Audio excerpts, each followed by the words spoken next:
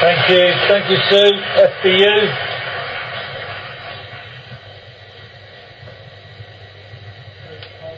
McFarlane from the Fire Brigade Union, speaking to the Composite Congress. We all know the attack on health and safety legislation led by David Cameron, the Tories and the right-wing media is based purely on political ideology.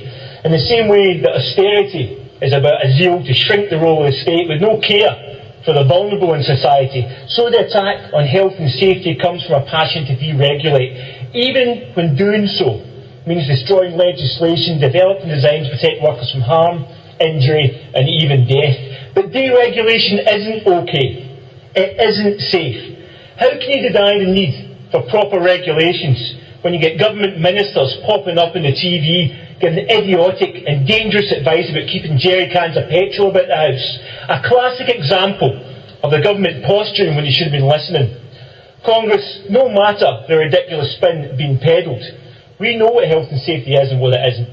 Health and safety is not unnecessary red tape.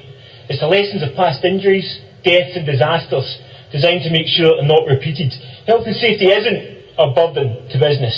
It's a protection to workers that ensures that safety is valued as highly as profit or finance. To deny the need for strong and effective legislation is to deny the lessons of the past and the facts of the present. Facts. 21 firefighters died on duty between 2003 and 2007.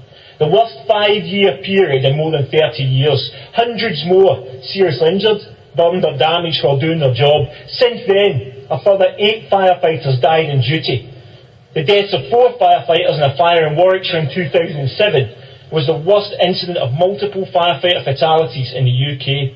Now, the Fire Brigade Union is absolutely clear. 1 firefighter death is 1 death too many. In our report, in the line of duty, we are the only body in the fire service, the union, the only body in the fire service, to make a comprehensive attempt to analyse these trends and to put them in their context. What we found was an alarming upturn in on-duty deaths at the very time that the service was being fragmented, national standards and policy boards were being scrapped, and policy vacuums were occurring. Despite the rhetoric of modernisation, there are aspects of firefighter safety today that have not improved over the last decade. And with a notable absence of substantial guidance emanating from government and a lack of a central policy drive, firefighters are left with the impression that those in power simply do not care.